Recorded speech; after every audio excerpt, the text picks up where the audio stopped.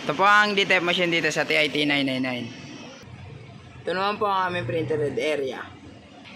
Ito naman po aming cupping. Ito naman po aming wiper. Pagtapos po mag-head clean ng DTF nyo, pupunasan nyo po yung wiper. Ganito naman po mag-head clean.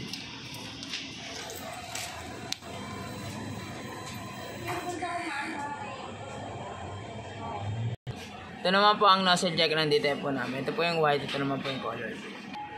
Wala naman kami in-house order. Pending naman po namin good for 2 hours.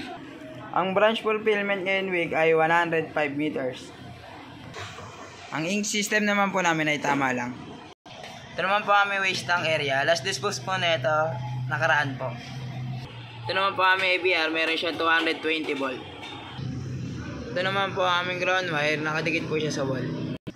Ito naman ang in-use ink namin, nakalagay sa basket ng maayos. Ito naman ang stock na powder at ito naman po ang DTF ink namin. Kulang kami ngayon sa magenta. Ito naman ang DTF roll namin.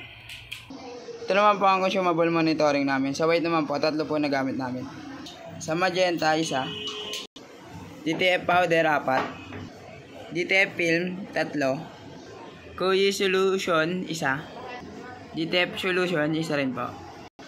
Ito naman po ang DTF output namin. Nakapag-run po kami last week ng 214 meters. Ito naman po ang printer drill checklist namin. Updated naman po siya. Thank you.